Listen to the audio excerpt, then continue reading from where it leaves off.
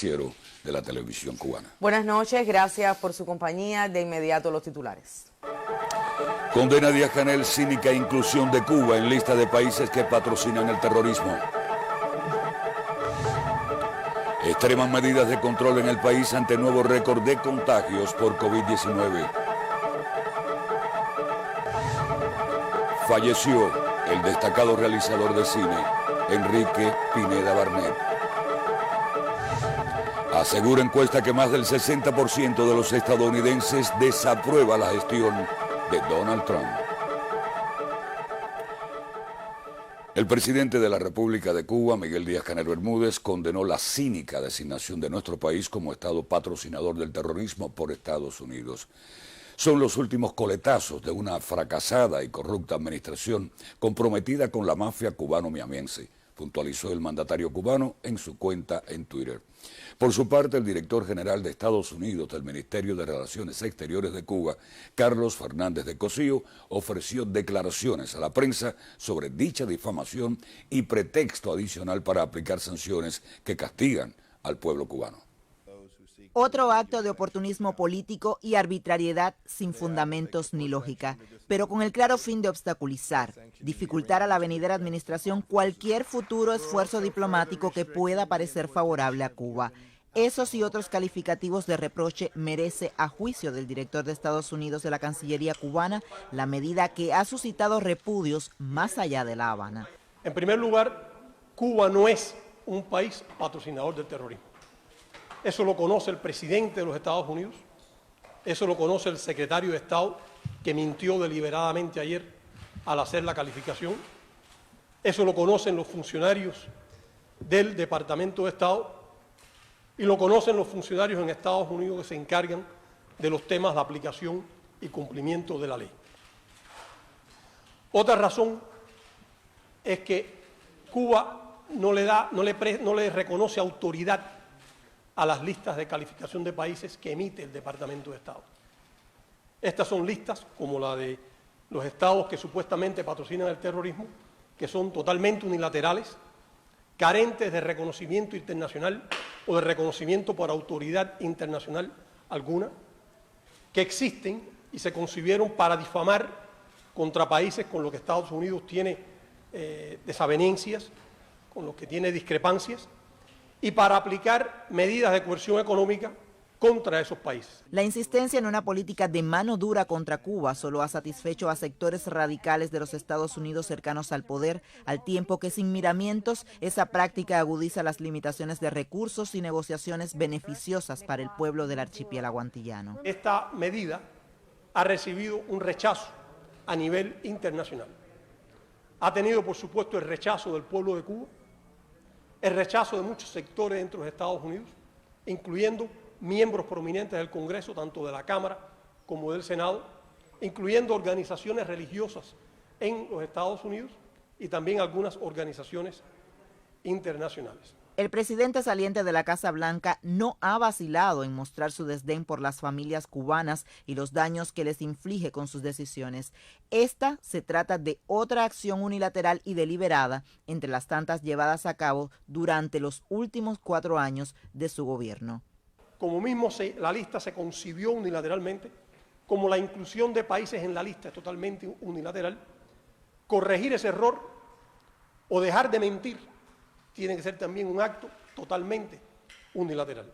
Solo con acuerdos sensatos, duraderos y respetuosos de los intereses mutuos para avanzar, podría Washington hacer creíble su discurso de pretendido acercamiento a La Habana. Desde la Cancillería cubana se ratifica la negativa irrevocable a dejar mancillar la moral de un país que, en todo caso, ha llorado hijos perdidos o profundamente marcados por el terrorismo. Memphis C. Eversley, Sistema Informativo de la Televisión Cubana. Y a continuación damos lectura a la postura de las organizaciones de la Emigración Patriótica de Estados Unidos, Miami, del 8 de enero de 2021. Cuba debe estar en la lista de la paz y del amor. Las organizaciones de la Emigración Patriótica Cubana y Latinoamericana que en Miami integramos la coalición Alianza Martiana la Alianza Martiana como organización individual, la Asociación Cultural José Martí USA, la Fundación por la Normalización de las Relaciones Cuba-Estados Unidos, Pasamor, la Asociación de Mujeres y Radio Miami enérgicamente condenamos la política de subversión y agresión de la administración de Trump contra el pueblo cubano de intentar incluir a Cuba una vez más en la lista de estados patrocinadores del terrorismo. Es una infamia y una calumnia, agrega el texto. Por tal motivo nos unimos al clamor de las organizaciones estadounidenses y grupos religiosos que han solicitado que no se imponga ese capricho de la campaña personal del secretario de Estado Mike Pompeo. Nuestras organizaciones de la emigración en Estados Unidos consideramos que es difícil ver que Pompeo siga adelante con la idea de designar a Cuba como Estado patrocinador del terrorismo después de los actos incitados por Trump en el Capitolio el pasado 6 de enero al asaltar en pleno día al Congreso de la Nación, perdiendo toda credibilidad y respeto ante el mundo. La opinión internacional sabe muy bien que Estados Unidos ha convertido el denominado problema Cuba en una cuestión de política interna, objeto de todo tipo de manipulaciones, intrigas, posturas demagógicas y ambiciones partidistas y personales. La actual administración ha dictado leyes de un marcado carácter extraterritorial e injerencista contra nuestra patria, promulgando normas que pretenden sean cumplidas por Cuba y por el resto del mundo para satisfacer sus pretensiones de dominación. ¿Quiénes pueden ser hoy más terroristas? ¿Los que solidariamente envían ejércitos de batas blancas por el mundo para enfrentar la COVID-19? ¿O los que levantan muros en sus fronteras y envían miles de soldados a otras naciones? Cuba debe estar en la lista de la paz y del amor. Cuba es víctima del terrorismo. Hay una larga historia de actos terroristas cometidos por el gobierno de Estados Unidos contra Cuba. Pompeo y Trump no consideran como grave los 32 disparos que el ciudadano de origen cubano Alexander Alazo Baró realizó con un fusil semiautomático de asalto contra la Embajada de Cuba en Washington, D.C. el 30 de abril de 2020, lo cual puso en riesgo la vida de funcionarios cubanos y la de sus familiares. ¿Por qué el gobierno de Estados Unidos se empecina en poner en una lista de terroristas a nuestra Cuba y ha optado por no condenar y no rechazar ese grave ataque terrorista? Su silencio cómplice alienta la ejecución de acciones similares por parte de individuos y grupos violentos que existen en los propios Estados Unidos, alentados y estimulados como los que asaltaron el Congreso de Estados Unidos esta semana. El acto de pretender incluir a Cuba a esa lista espuria sí constituiría un nuevo acto terrorista que confirmaría que en Estados Unidos es mayor la lealtad corrupta a intereses minoritarios que el compromiso en la lucha contra este flagelo internacional. Basta ya de tanto odio, bloqueos y listas negras contra Cuba. Viva la Revolución Cubana en su aniversario 62. Concluye la declaración emitida por organizaciones de la emigración patriótica de Estados Unidos.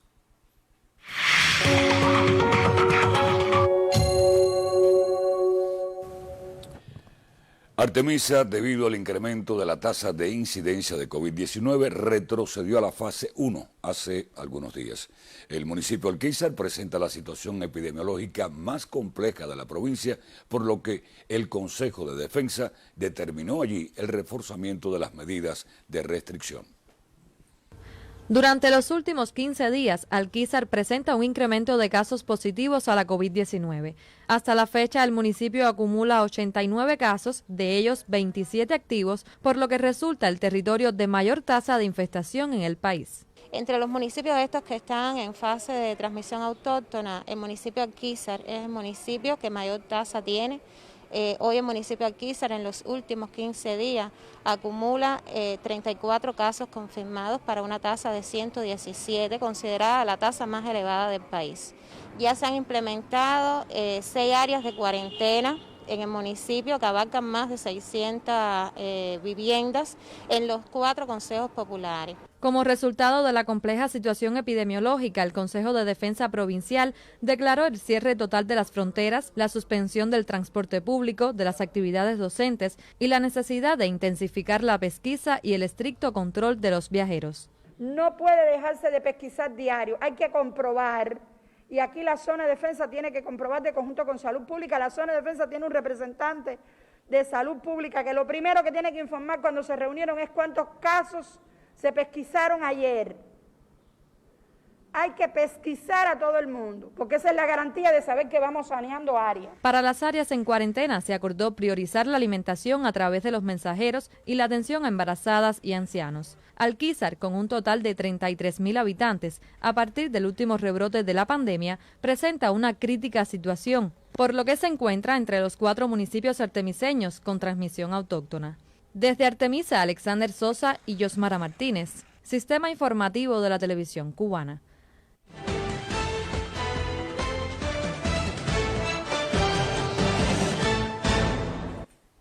Un sondeo muestra que la aprobación a Trump como presidente descendió luego del asalto al Capitolio. Un 60% de la población rechaza su gestión. Una encuesta de la Universidad de Connecticut refleja que la popularidad del republicano está en el punto más bajo desde su asunción a la presidencia en 2017.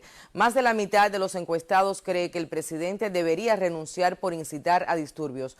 Una amplia mayoría considera que el magnate debe ser destituido, sin importar que aún queda una semana de mandato.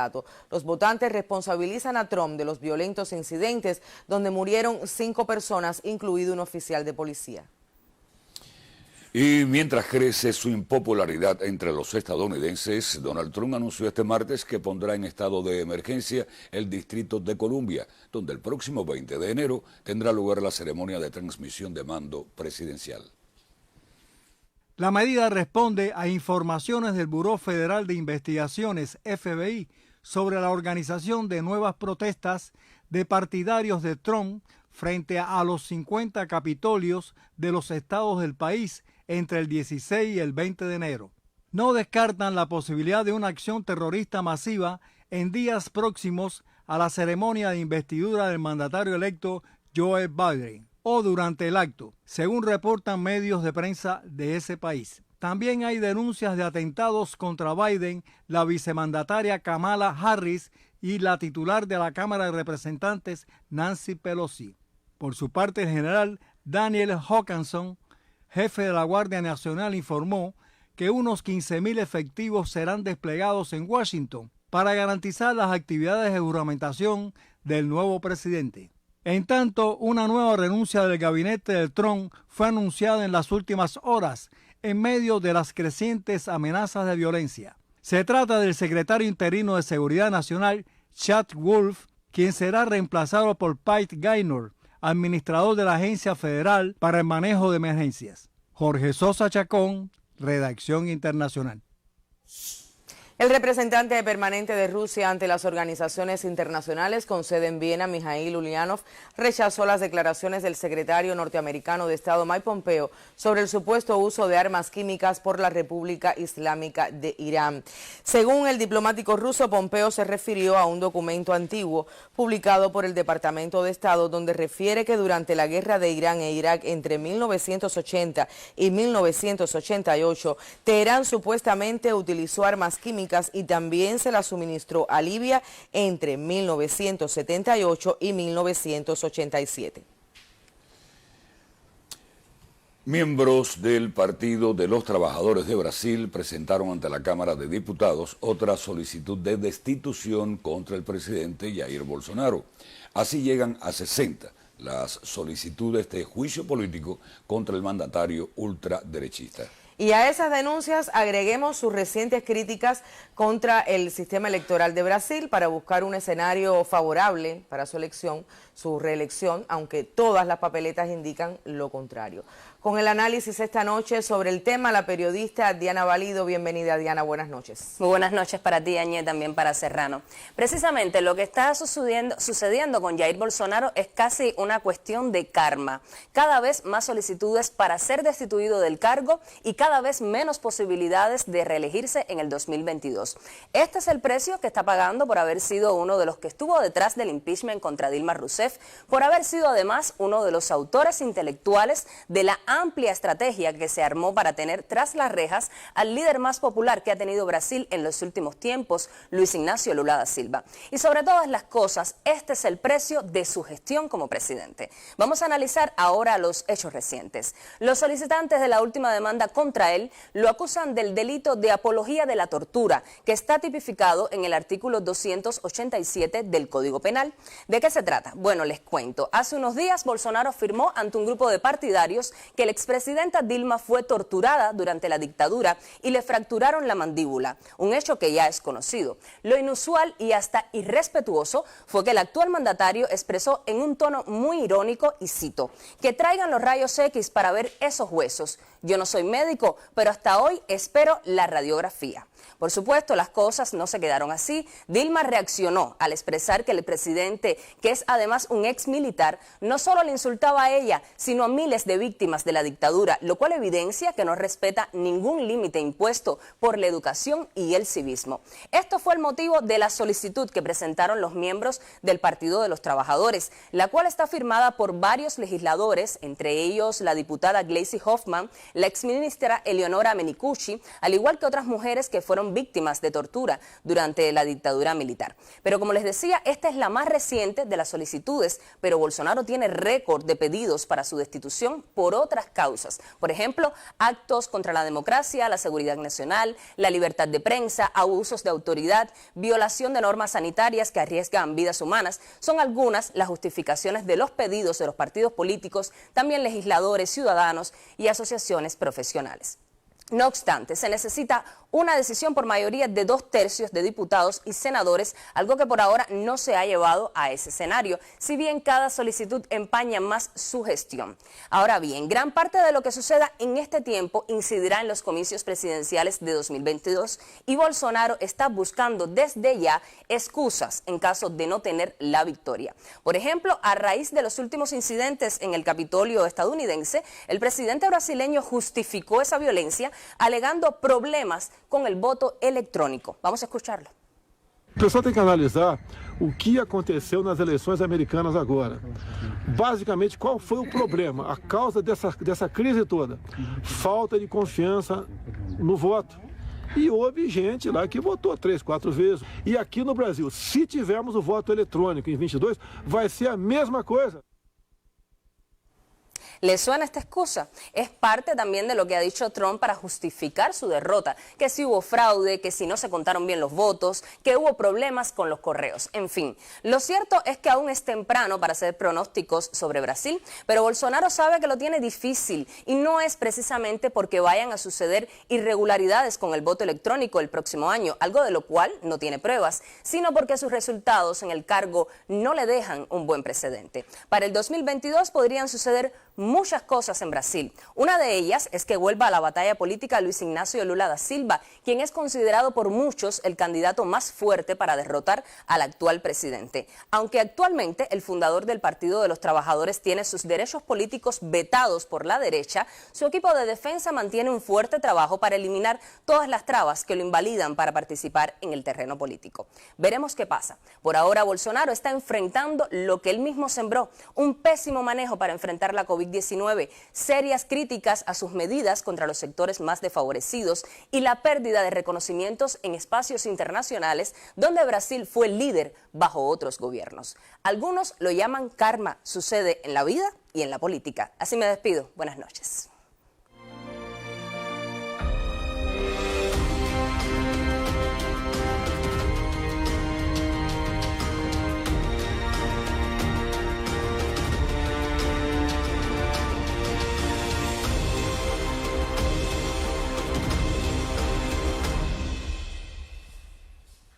Los tabacaleros de Pinar del Río se enfrentan a una de las campañas más difíciles de su historia. Fenómenos climatológicos, limitaciones de recursos y la actual pandemia son factores presentes desde su etapa de preparación. Hoy se aprecia en el territorio un panorama más alentador, resultado de la voluntad de los vegueros que producen el mejor tabaco del mundo. Es Pinar la región de Cuba donde más golpeó el clima en los inicios de la campaña tabacalera y de frío en el caso de los cultivos varios. Estuvo afectada por las 2 tormentas tropicales y después, que fue lo que peor nos afectó, fue la cantidad de días teniendo lluvia en toda la provincia.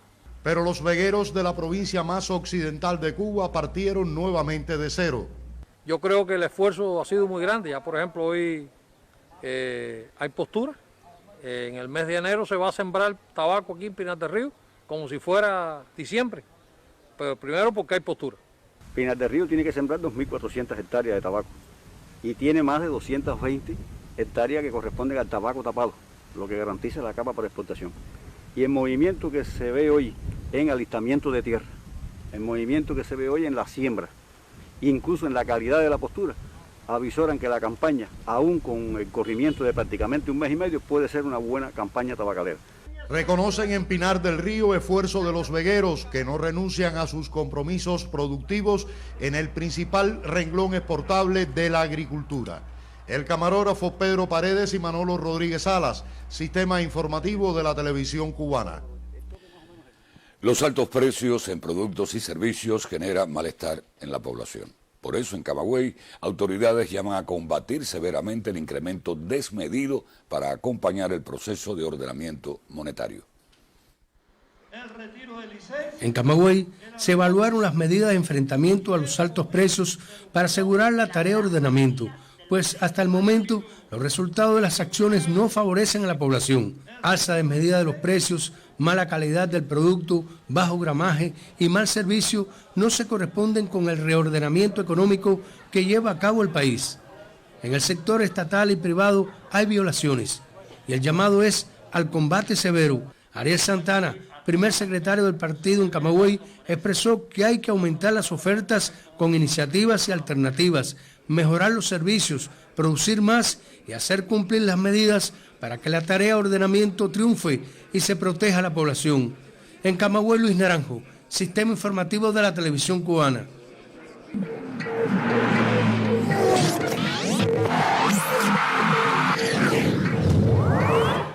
Buenas noches, actualidad deportiva en el Estelar. El campeón Matanzas defenderá su corona en la postemporada de la Serie Nacional de Béisbol, tras clasificar oficialmente a los playoffs hoy, luego de vencer 9-5 a Pinar del Río en la burbuja del estadio Nelson Fernández. La difícil situación sanitaria por el rebrote de coronavirus obligó a la Comisión Nacional a concentrar a los equipos en Mayabeque para disputar el resto de los juegos por recuperar. Matanzas alcanzó allí su victoria 42 en tarde perfecta de Yariel Duque, de 3-3 con doblete y remolcada, para aportar al 10º triunfo de Reinier Rivero en la serie. Por su parte, Industriales se situó a ley de una victoria para clasificar, luego de imponerse 4-3 a Villa Clara.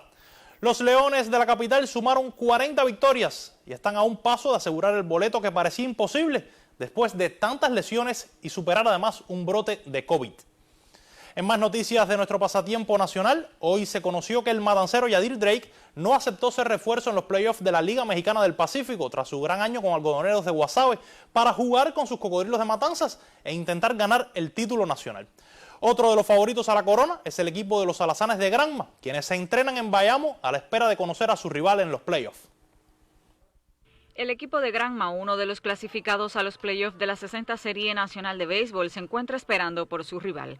Pero los alazanes no se detienen. Aprovechan este tiempo para mantenerse en excelente forma deportiva. A partir de esta semana comenzamos aquí con una sesión de entrenamiento diaria. Estamos trabajando en base a algunas deficiencias que tuvimos en esta primera etapa. Vamos a jugar topes entre nosotros mismos para que el picheo se adapte a frente a bateador y viceversa. Esta estancia creo que es una recuperación buena para un equipo que ha jugado 75 partidos y creemos que lo que hay que aprovechar al máximo el entrenamiento con vista a una serie tan importante como la que debe comenzar el día 21. Figuras noveles y consagradas ya en el conjunto dedican su tiempo para ganar en resistencia, fuerza y agilidad tan necesarias a la hora del juego.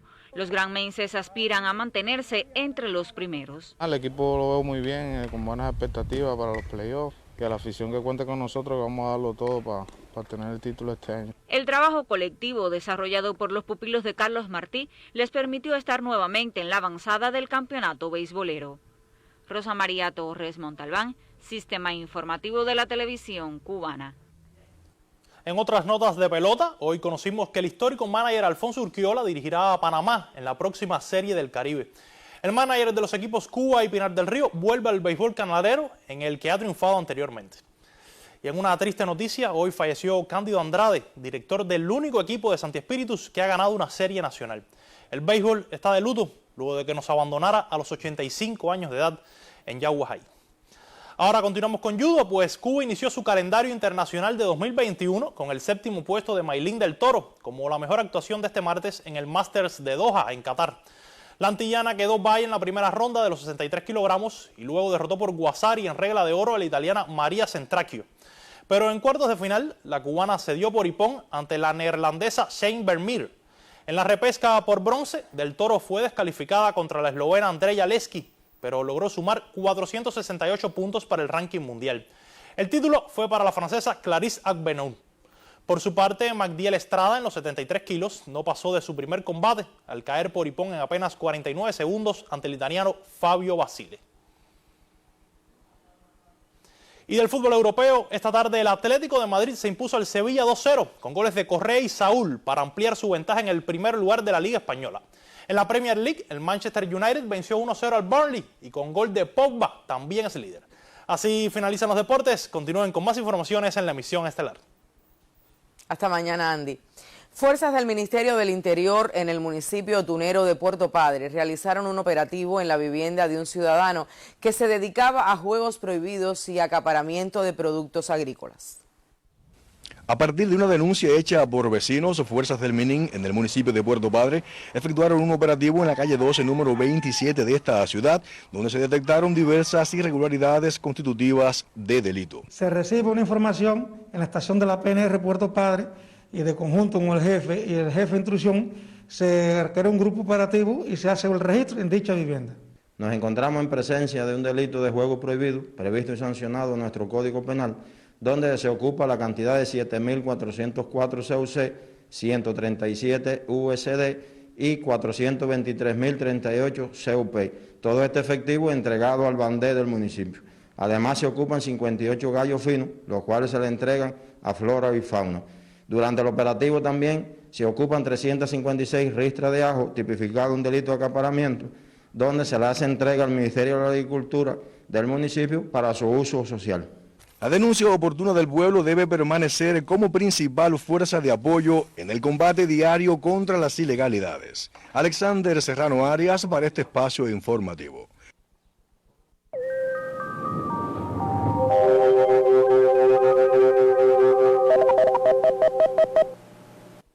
Hola y qué tal mis amigos. Observen ustedes que hay mucha nubosidad en toda la parte occidental de Cuba y eso se debe a, primero, un frente frío que está ahora casi estacionario justo aquí, cerca de la costa norte de Pinar del Río, en el sudeste del Golfo de México, que se va a debilitar mucho más, pero además a una vaguada que está por delante, vaguada que va a avanzar hacia el este, pero también debilitándose.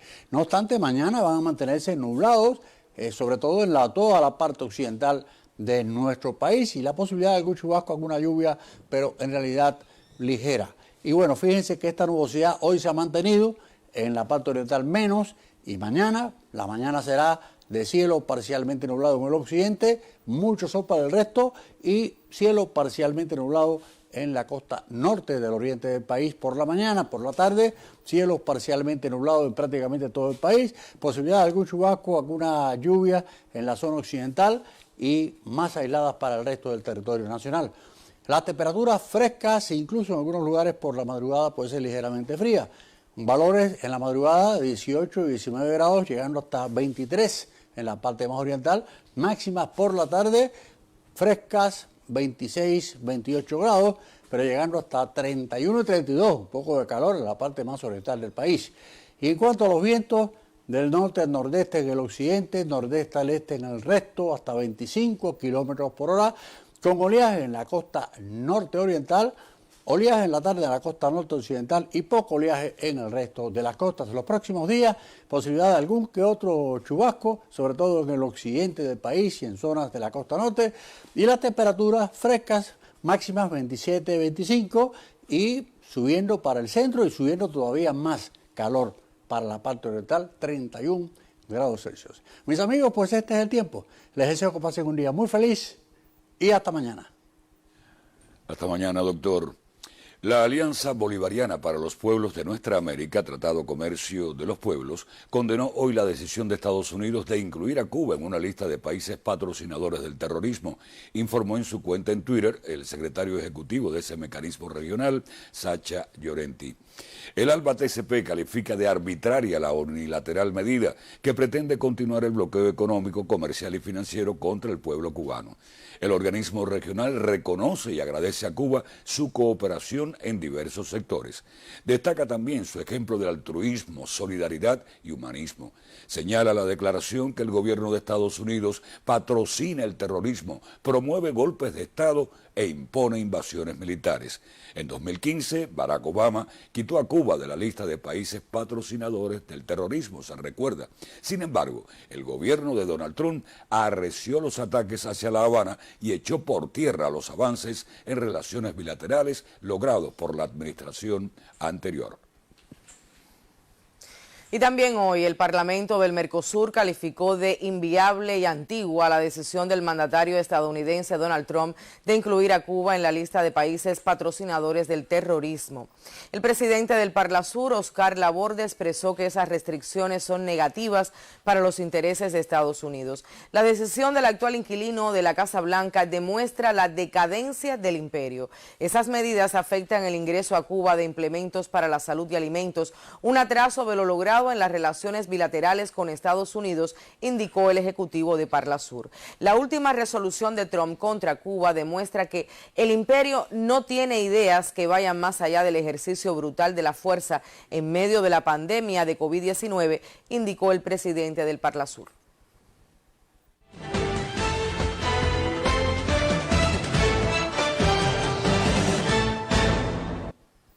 El Frente Unitario de Trabajadores de Ecuador convocó a una movilización contra la gestión del gobierno de Lenín Moreno. La protesta será el 28 de enero, 10 días antes de las elecciones generales.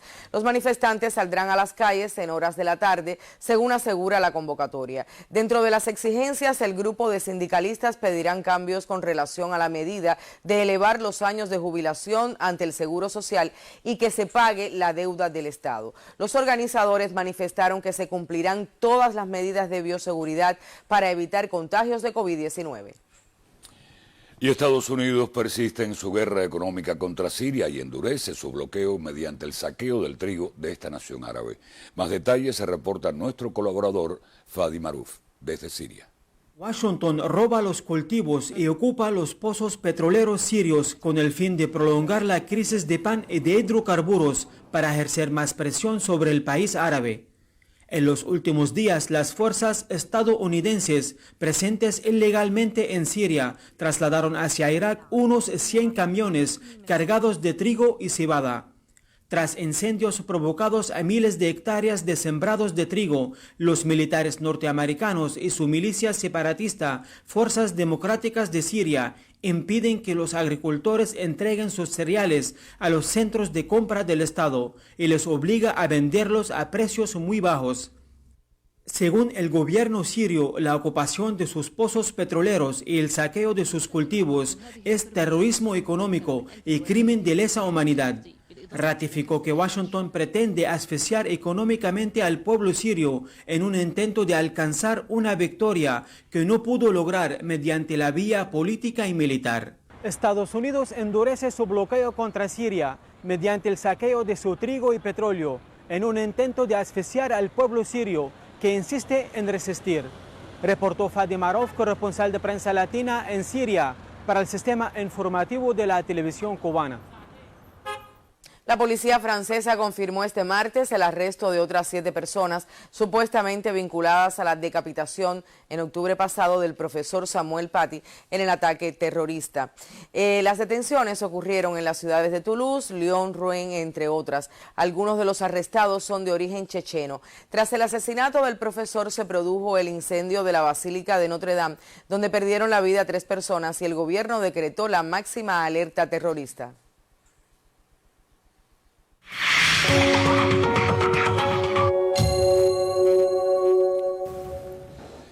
El El 2020 y la pandemia de la COVID han puesto en primera plana las consecuencias de interactuar de manera inadecuada con la fauna y dañar el hábitat natural.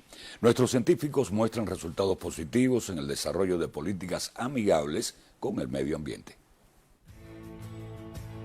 El equilibrio entre hombre y naturaleza ha sido una de las preocupaciones de las ciencias en las últimas décadas. Este 15 de enero, cuando se celebra el Día de la Ciencia en Cuba, nuestros científicos pueden mostrar resultados en el ámbito de la protección y mitigación del cambio climático y la búsqueda de ese equilibrio necesario entre desarrollo y naturaleza. Por tanto, siempre hemos defendido como principal objetivo preservar y hacer un uso racional de la diversidad biológica, que como bien sabemos es apoyo sustantivo de muchas de las acciones y de la vida que el hombre desarrolla. Medios de prensa muestran las imágenes de la recuperación de la capa de ozono a partir de la desaceleración de la economía y la disminución de desechos y gases. Tenemos que entonces, como principal desafío, recomenzar en una vida que sea realmente sostenible con el medio ambiente, en una prosperidad que nos permita ese vínculo equilibrado entre todos y, por supuesto, que todos los residuos que vertemos a los diferentes recursos, como puede ser el agua, las mismas emisiones atmosféricas o todo lo que ha estado sucediendo durante años precedentes con las emisiones de gases de efecto invernadero, pues bueno, vayan disminuyendo y de alguna manera ir saliendo de este proceso tan complicado. El año 2020 fue uno de los más cálidos de la pasada década, una consecuencia directa del cambio climático que incide en el nivel del mar y el avance de la línea de costa. Para la ciencia cubana, este peligro se traduce en acciones concretas. La recuperación de las dunas en las playas arenosas y la reforestación de los manglares en el litoral sur de Artemisa y Mayabeque son algunos de los resultados de la tarea Vida, que busca proteger desde la prevención.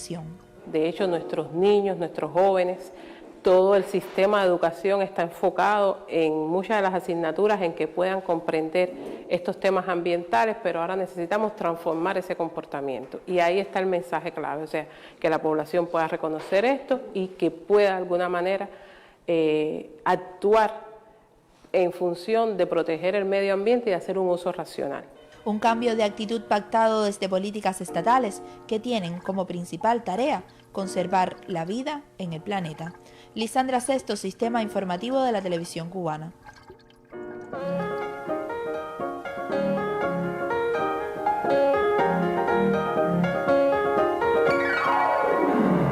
Buenas noches. Este martes 12 de enero falleció en La Habana el reconocido cineasta Enrique Pineda Barnet, Premio Nacional de Cine 2006 y director de filmes como La Bella de la Alhambra, Mella y Una larga noche, y documentales como David, Giselle y Cosmorama. Una vida dedicada a la creación artística, al cine, el teatro, la literatura, la docencia, que comenzó desde muy temprana edad. En 1953 obtuvo el Premio Nacional de Literatura Alfonso Hernández Catá. Fue miembro fundador de la Sociedad Cultural Nuestro Tiempo. Comenzó en el ICAI en 1962 como guionista de la serie Enciclopedia Popular. Fue co-guionista del renombrado filme Soy Cuba. Comenzó a realizar documentales y películas que sobresalen por su audacia y sentido artístico, y obtuvo numerosos premios y reconocimientos nacionales e internacionales. Entre los momentos más importantes de su vida, siempre recordaba haberse inscrito como el primer maestro voluntario al llamado de la Dirección de la Revolución. Más allá de su obra, Enrique Pineda Barnet se distinguió por su aguda inteligencia y enorme bondad al servicio de la cultura cubana. Además de su aporte como creador, su vocación pedagógica lo convirtió en formador de actores, actrices, directores y muchos otros artistas. Sus restos serán cremados y despedidos en un acto estrictamente familiar. Lleguen nuestras condolencias a familiares, amigos, colegas y alumnos. Desde nuestro noticiero rendimos tributo al gran cineasta a través del siguiente trabajo del periodista Dairon Bermúdez.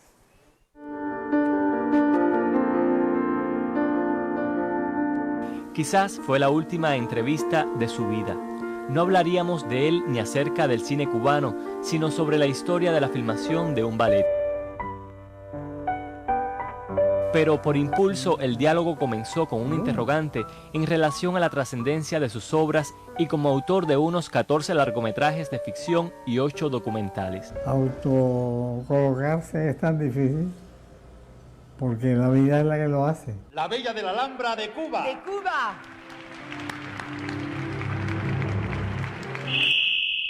Con la serenidad de un nonagenario y hombre de pensamiento, Enrique Pineda Barnet dejó en una frase qué sentido le daba el séptimo arte a su existencia y cómo otras manifestaciones de la cultura también lo enriquecían. El cine para mí es muchas cosas, por no decir todas las cosas. Mi vocación principal, pero tampoco, porque escribir para mí es más importante, porque la música para mí es más importante, porque cantar para mí es más importante, porque bailar para mí es muy importante. La evocación de sus memorias tenía la nitidez de lo vivido a plenitud y, según confesó, las escribía en un libro, pero adelantó en una anécdota cómo aceptó el rodaje del ballet Giselle y por qué a veces el compromiso del cineasta es con el momento histórico más que con sus propias pasiones. A mí no me gustaba el ballet. Alfredo me dio una serie de razonamientos acerca de la personalidad de Alicia. Cuando él me habló ya de la personalidad de Alicia, y ahí fue un verdadero pretexto para aceptar. Pero era un hombre muy pícaro, se valía de cualquier recurso para lograr su objetivo. Me dice, Enrique, es que Alicia, según me han dicho los médicos, muere este año. Estamos hablando de 1961. Y digo, qué bueno que no corté aquella afirmación. Artista de vanguardia, de la generación de los fundadores del ICAI, maestro. Así será recordado Enrique Pineda Barnet, un adelantado a su tiempo, como deja ver en algunas de sus películas, lugar de resguardo de su trascendencia. Dairon Bermúdez, Sistema Informativo de la Televisión Cubana. Nuestro eterno agradecimiento al cineasta cuya obra siempre nos acompañará. Revisamos ahora otros temas y es que el Instituto Cubano de la Música realizó hoy su balance anual del año 2020.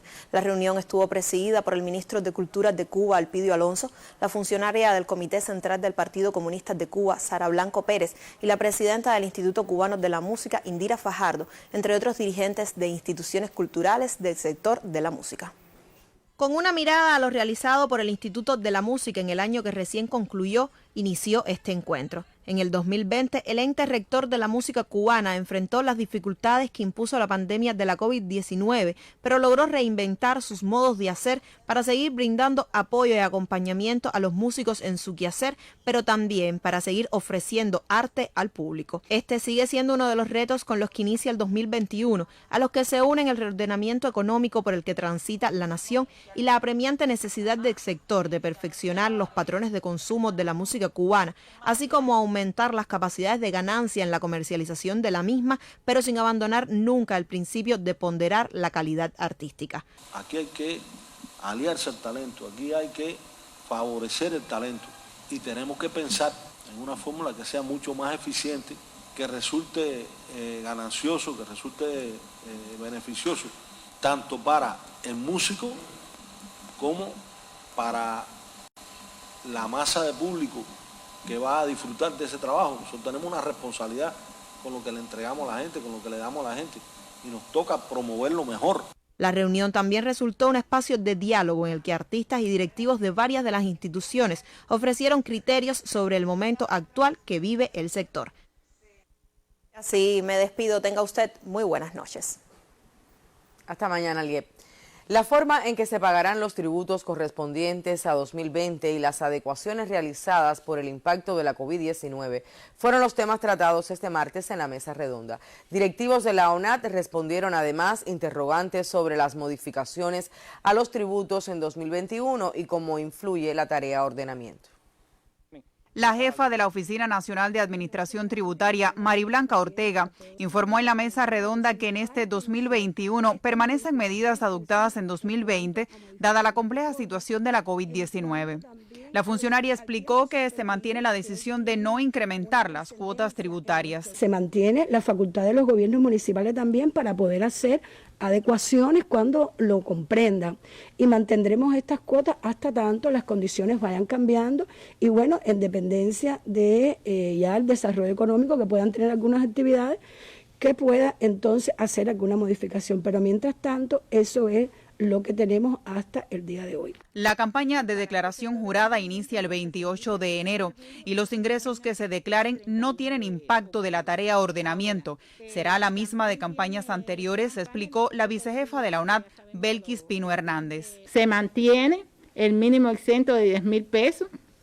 Se mantienen los porcientos de gastos establecidos y de igual manera se mantiene, y así se dispuso en la ley de presupuesto, la bonificación por el pronto pago. En este caso, para los que paguen y declaren antes del 1 de marzo, podrán descontarse el 5% en el impuesto sobre ingresos personales, y en el caso del transporte terrestre se podrán descontar el 20% para aquellas personas que lo paguen antes del 28 de febrero. Los modelos de la declaración jurada se podrán obtener a través de las vías digitales, descargándolos desde el sitio web de la UNAD y también de forma física en las oficinas. Talía González, Sistema Informativo de la Televisión Cubana.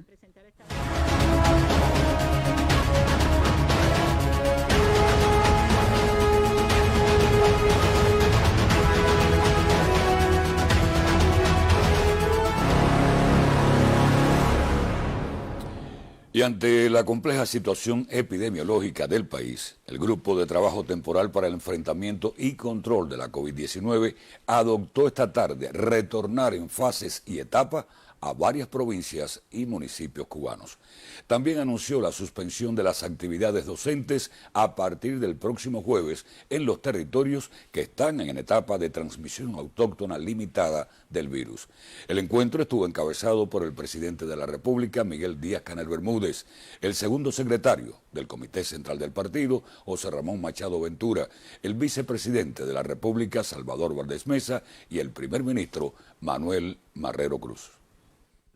El Grupo Temporal de Trabajo del Gobierno decidió retornar a La Habana a la etapa de transmisión autóctona limitada, luego del incremento sostenido de casos positivos en las últimas semanas que ha vuelto a dispersar el virus en sus 15 municipios. La Habana la llevamos de fase 3 a fase 1 y planteamos un grupo de medidas adicionales de carácter restrictivo que permitiera revertir. Pero La Habana lleva 4 días como provincia con una tasa de transmisión autóctona y tiene 13 municipios ya hoy con tasa de transmisión autóctona. Y evidentemente en los próximos días seguirá creciendo. Dilatar esta decisión limitaría oportunidad en un grupo de medidas que contribuya a realmente garantizar el aislamiento social y el distanciamiento físico que realmente tenemos que lograr en este sentido. De igual forma se analizó la compleja situación epidemiológica en la vecina Matanzas, territorio que en las últimas 6 semanas ha mantenido una tendencia al aumento de contagiados en casi todos sus municipios, particularmente en Cárdenas. De Matanzas, nosotros estamos proponiendo que además de los municipios que tenía en transmisión autóctona limitada, pase también a esta etapa el municipio de Cárdenas, por los indicadores que corresponden con esta etapa y realmente para poder implementar las medidas que el Consejo de Defensa, su presidente y el vicepresidente del Consejo de Defensa están proponiendo relacionados con el curso escolar.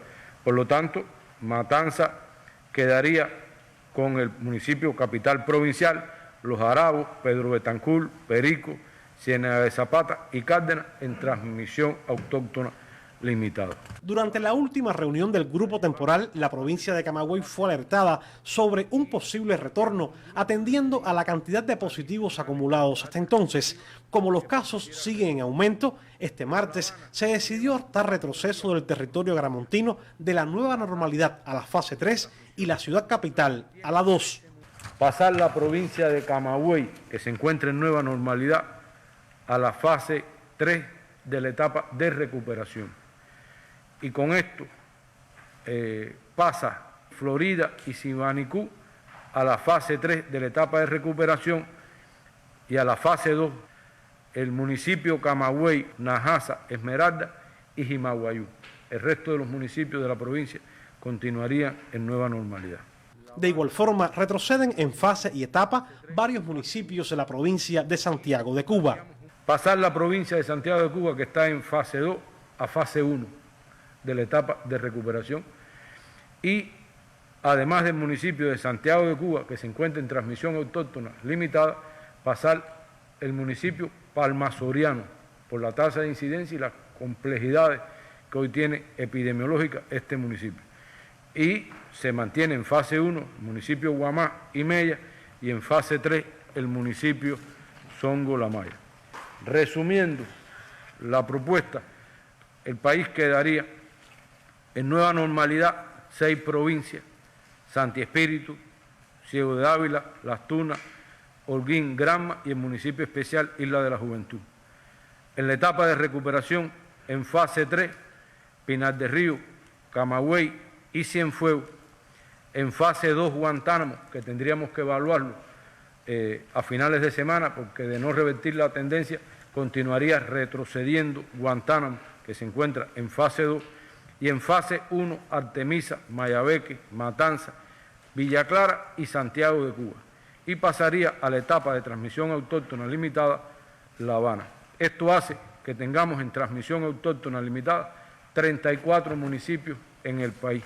El viceprimer ministro, doctor Roberto Morales Ojeda, explicó que desde este lunes ha sostenido reuniones con los ministros de Educación y Educación Superior para analizar la pertinencia o no de continuar el curso escolar. Tras la evaluación se aprobó la suspensión de las actividades docentes en las escuelas de los 34 municipios del país que están en la etapa de transmisión autóctona limitada a partir del próximo jueves, para que este miércoles los alumnos reciban orientaciones de sus maestros y recojan la base material de estudio. El análisis que hicimos con el viceprimer ministro, estamos de acuerdo que todos los municipios que están en transmisión realmente detengan el curso. Ya nosotros tenemos una propuesta de cómo vamos a partir de la semana que viene. Bueno, pues tenemos que hacer todas las coordinaciones necesarias a partir de la semana que viene. Por suerte, de las provincias que iniciaron el curso escolar más tarde, como es el caso de Pinar del Río, bueno, puede continuar. Ya Pinar del Río termina esta semana las pruebas de ingreso, que era la provincia que faltaba. En el caso de Ciego de Ávila y Santi Espíritu, que fueron de las provincias que también empezaron después de lo que estaba previsto, bueno, pueden continuar el curso, y nosotros tenemos la posibilidad de que en el caso de la capital, al detener el curso escolar, utilizando el canal Habana como lo estamos haciendo hasta ahora, continuar el curso, hacer un rediseño y continuar el curso, y con el canal educativo, el resto de los municipios que están en transmisión, bueno, también reordenar lo que estamos haciendo hasta el momento para prestar el servicio de que se pueda continuar el curso. El Grupo Temporal de Trabajo del Gobierno analiza otra serie de medidas propuestas a aplicar en los 34 municipios que están en la etapa de transmisión autóctona limitada, que serán informadas en las próximas horas. Wilmer Rodríguez Fernández, Sistema Informativo de la Televisión Cubana.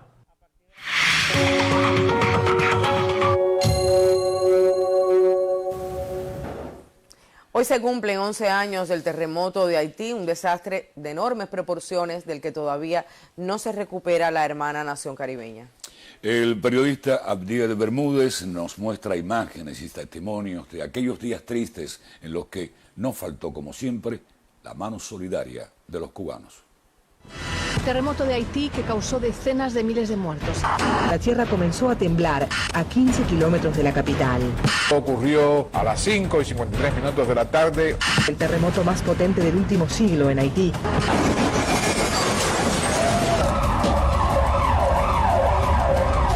Según la ONU, el peor desastre al que la organización se haya enfrentado en toda su historia. A la tragedia no sobreviviría ni el Palacio Presidencial ni la Catedral de Puerto Príncipe. Las instantáneas grabaron para la historia lo que algunos medios de prensa calificaron como uno de los mayores desastres naturales de la historia moderna. No se olvida en Haití la promesa de ayuda que nunca llegó completa, ni los golpes de las fuerzas militares extranjeras que supuestamente pretendían estabilizar el país. Por suerte, tampoco se borran los rostros de quienes llegaron primero y sobre todo de los que ya estaban allí cuando el reino de este mundo se vino abajo.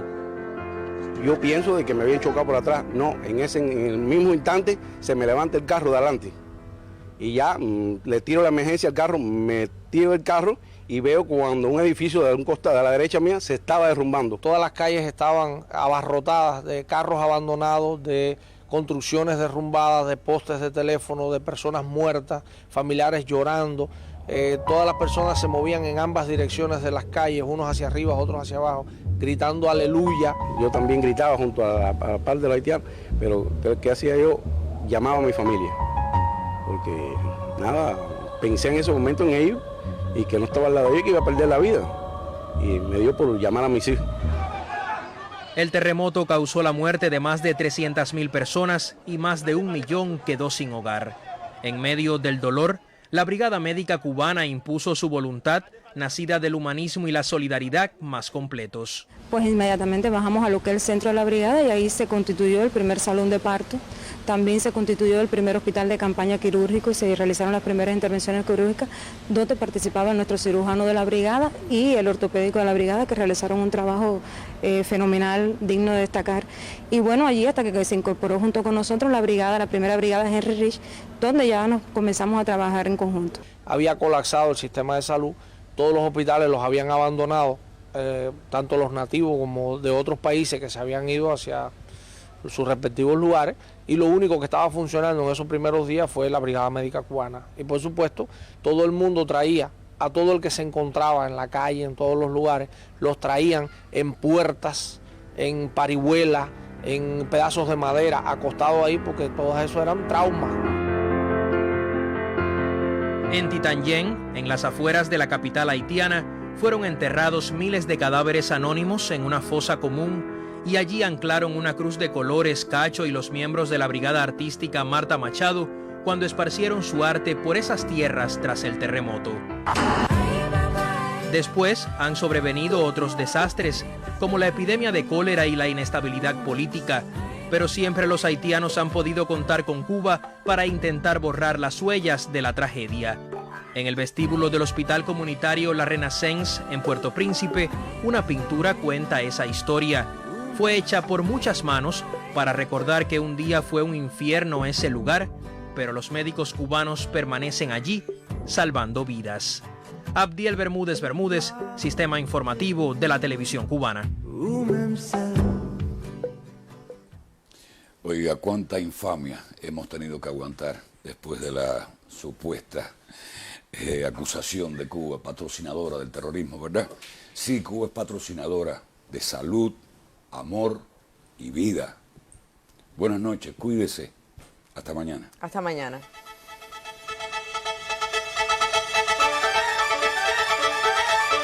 Oh.